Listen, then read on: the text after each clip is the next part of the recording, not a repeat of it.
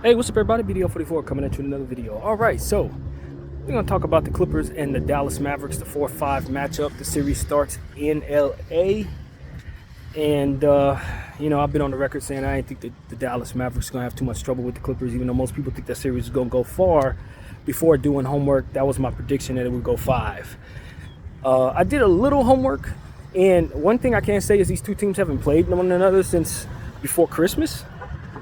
So it's a lot of changes that have been made, particularly to the Dallas Mavericks, picking up Gafford and PJ, Washington. So these two teams don't know one another.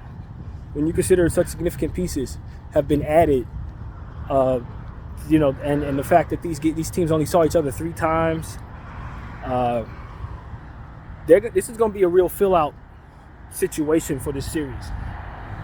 So for me, just off the strength of that, the first 2 games will likely be feel-out games. This series probably will go past 5 unless the same team wins the first 2 games, in my opinion. Especially if it's Dallas who wins the first 2 games. We got a short series in my mind. But otherwise, I think for me, I was a little biased in the sense that I hate the Clippers with all my heart and soul as a Laker fan. So it was hard for me to kind of look at them the right way. But I do think that the Dallas Mavericks are going to have some matchup issues. And after listening to Jason Timp's breakdown, it's kind of influenced me to be a little more reasonable as it pertains to what the Clippers are possibly capable of doing against these Dallas Mavericks. It really comes down to this. The tricky part for the Mavericks is who do you leave open, because they don't have defenders at every position unless they start sitting players that they need to run their stuff. Now, obviously, Luka the Don can carry a team by himself, but that's not what the fullness of what the Dallas Mavericks are really about.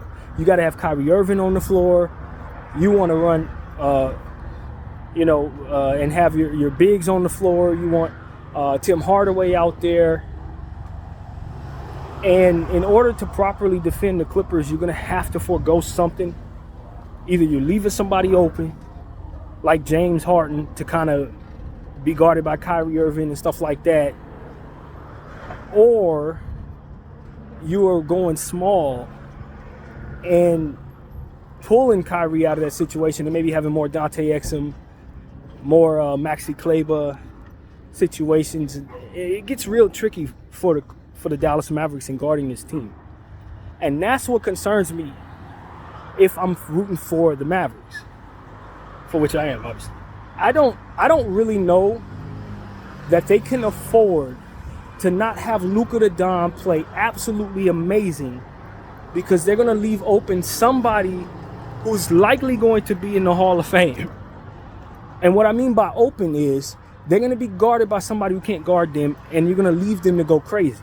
So, for example, if you're the Clippers, you feel great about James Harden being able to get whatever shot he wants. Problem is, James Harden has not really been shooting the ball well like that. But that doesn't mean he can't turn into the James Harden that we've seen when you have somebody who's not really defensive on him. We've seen James Harden put up legendary numbers with the Houston Rockets. Some of the best numbers you've ever seen in your entire life, lines you've ever seen, were done by James Harden. So do you really want to leave him without a proper defender on him? I think that could potentially be very dangerous for the Dallas Mavericks. On the other hand, who is guarding Kyrie if you're the Clippers? For me, you probably put Terrence Mann on him and hope for the best. I was listening to Draymond Green. He seems to think that it's going to have to be Russell Westbrook. I like Westbrook defensively against power players, bigger players. He's shown me that he can really slow guys down who happen to be bigger than him. But I don't trust him to have to deal with a dancing guy like Kyrie Irving. Not that anybody can guard Kyrie Irving. But still, you just like in regards to the Dallas Mavericks having to guard James Harden, you do not want the same problem if you're the Clippers in guarding Kyrie Irving. So, for me, I think the matchups are very tricky. And these teams are going to just have to accept that something is going to have to be left open, and that something could likely be very lethal. That's what it looks like to me. These matchups do not work out.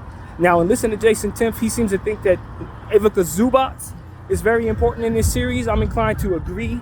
The only problem is you can play Zubac off the floor. He's not going to be able to keep up laterally with small ball lineups.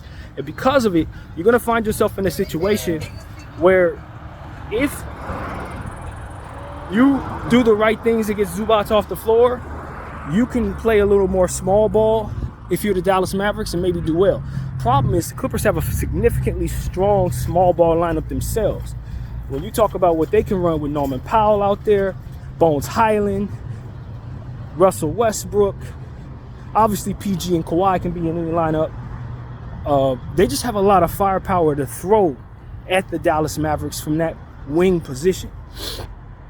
And I don't know that the Dallas Mavericks have enough wings to defend all that the Clippers are throwing at them. There's too many shots coming from too many different angles, too many different players, or if the Clippers swing the ball enough, they're going to find an open man on every possession. And that concerns me a lot, a whole lot for the Dallas Mavericks. It really does. I understand, and I'm listening to people talk about how Luka Doncic is practically unguardable. I'm not going to argue with that. I've seen enough out of him to know that that is a fact. He's going to get whatever he wants, however he wants, for as long as he wants. If they put Kawhi Leonard on him the majority of the time, that's a lot of exerted energy to Kawhi Leonard, and putting Kawhi Leonard in a foul trouble risk situation because Luka's going to get his calls. Not to mention that Kawhi is not 100% healthy. We don't even know if he's starting this series. That is a dangerous thing in and of itself. If Kawhi's not out there, obviously you expect the Dallas Mavericks to be favored. Paul George, how healthy is he? You know, questions I have.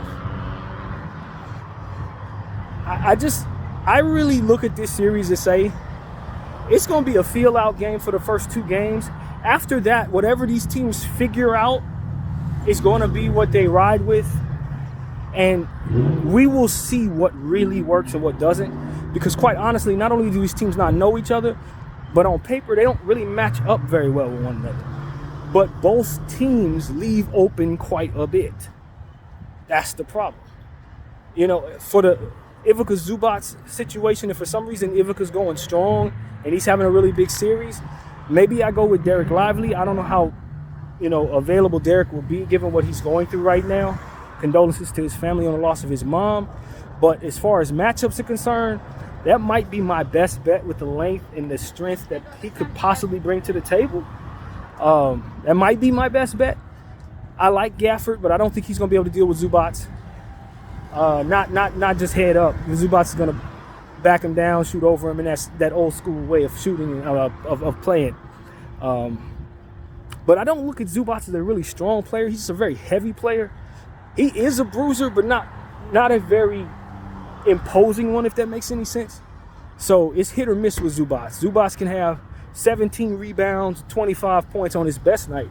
But on a bad night, he goes for 9 points and you forgot about him, So you need him to play at an elevated level, because if you can keep him on the floor, there really isn't a great answer for him for the Dallas Mavericks. But just the same, if you put him in certain pick and roll situations, what you're going to find out is that he's not going to be able to get out to the perimeter quick enough, that you're going to be able to take him off the dribble and do a lot of different things that could ultimately just play him off the floor. And so that's what I think. I think if you're the Dallas Mavericks, you play him off the floor. You target him and you put him in situations to where it's in Ty Lue's best interest to just sit the man and render him useless in the series. That's your best bet in that regard. And then have your small ball lineup go up against the Clippers small ball lineup, for which you probably have an advantage because you'll be able to put bigger players on the floor who can stretch the floor, like P.J. Washington, who's going to be very important in this series. Now, if P.J. is going off for 30 points, this is going to be an easy Maverick series. If he's stretching the floor, getting offensive rebounds, doing a lot of energy stuff, this is going to be an easy series for the Mavericks. Problem is, I don't know that he'll be able to do that with PG and Kawhi out there. One of them going to have to check him. I'd imagine it would be PG, which should give them a reasonable matchup for PJ Washington. So that's what I do like about the Clippers, is because they have the wings that can defend, they can offset some of what's coming at them as it pertains to what the Mavericks are doing. Exum's going to have to play well. If they turn to Hardy, he's going to have to play well. Green is going to have to play well. You know, if all these guys get checked in the game, they can't have bad series. Maxi Kleber is very important in this series. He's going to have to play well on both sides of the floor. He's going to have to hit his shots for the Mavericks when he comes in the game. It may be in the Mavericks' best interest to start him in certain situations, depending on what type of lineups the Clippers go to. You know, so it's gonna get hectic. I definitely do not believe right now that this game is going 5. This series goes 5. I said that before I did homework, but after doing a little homework, no, I don't think this is a short series. I really don't. I don't think this is a short series at all. And I'm inclined to be concerned about the Dallas Mavericks' ability to guard all of what's coming at them, especially if Bones Highland and Norman Powell have big series. That's just too much firepower. And then you consider Terrence Mann. Now he's stepping into his own. He's becoming better offensively. He's getting the other guys involved. He can defend certain people. If his shot is falling, you just got too much coming at you if you're the Mavericks from the Clippers side of the game. It's too much. And so that's what I'm looking at. Obviously, Kyrie Irving is going to have to be himself. You know, Kyrie's going to cook. We know that. It's not even worth talking about how many highlights you should expect from him. And from possession to possession to possession, him and Luka Doncic should, in theory, be able to out-execute the Clippers. The problem is,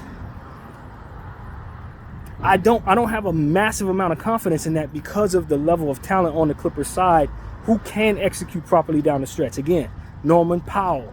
You know, you leave him open, he's having a 25-point game. Kyrie can go for 30. Luka can go for 40. They're still going to have more points because Paul George is going to get his.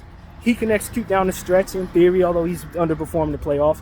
If James Harden is hitting shots, even though he's underperforming the playoffs, if these guys are playing their best, they can too score on every possession down the stretch. Kawhi Leonard, we know how fantastic of an executing player he is down the stretch of basketball games. He's one of the greatest to ever do it. You just have to wonder if a healthy Clipper team just simply has more firepower than the Dallas Mavericks. If the Dallas Mavericks aren't getting everything out of their others. Tim Hardaway needs to have a massive series. PJ Washington needs to have a massive series.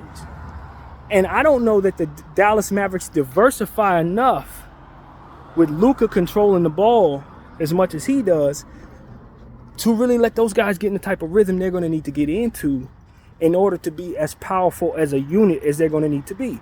It might be a little too much Kyrie, a little too much Luka. That's what worries me about this Dallas Mavericks team in this series. I don't think the Clippers had that problem.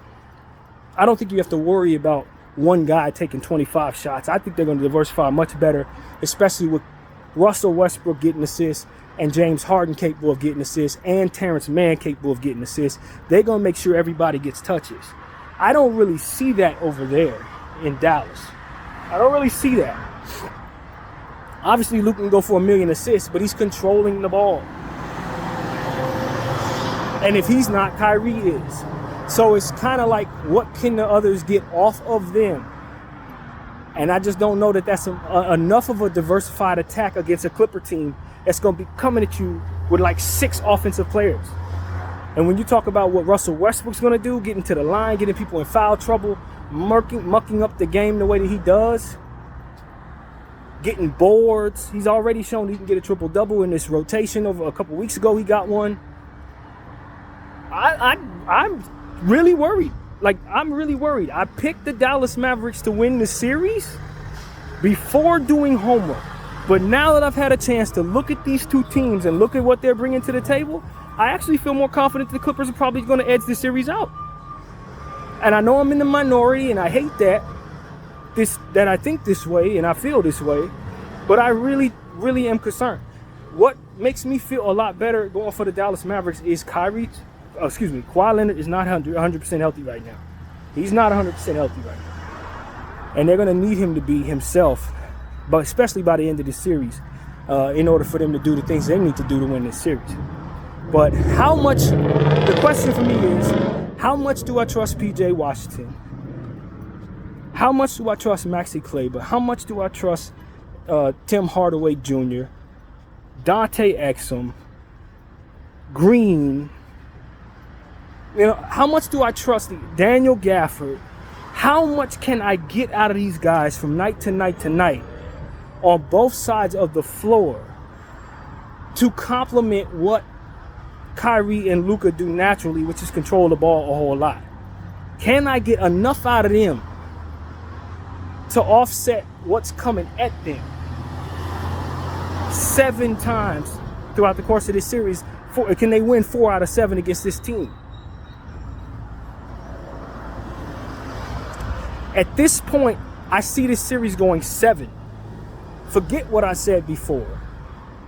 I wasn't thinking about Norman Powell, Terrence Mann, Bones Highland. I wasn't thinking about none of those people when I was considering what the Clippers have in their arsenal to throw at the Dallas Mavericks.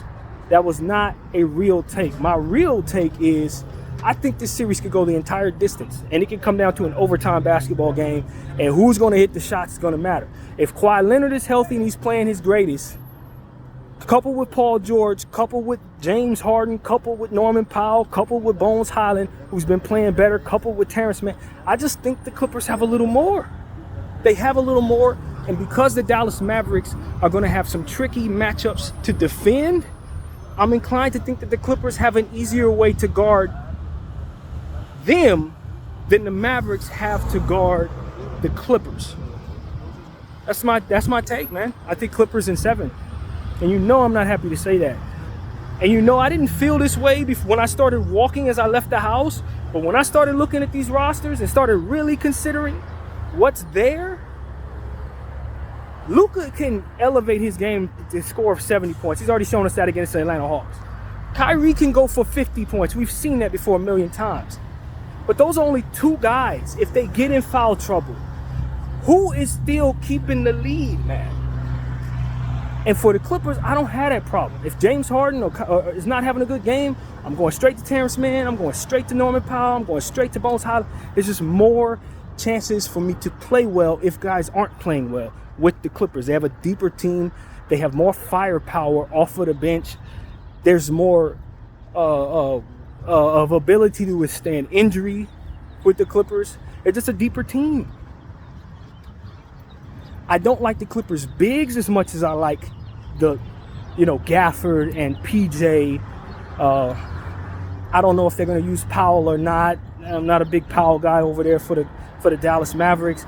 But Derek Lively, I think that I like their bigs a little more than I like the Zubats and Daniel Tice and all that. But when it comes to the Clippers wings, do I need Maxi Kleber to play well?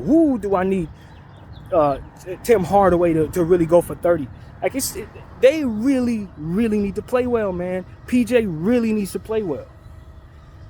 It's so much more important for the Dallas Mavericks wings to elevate their game than it is for the Clippers players to elevate their game.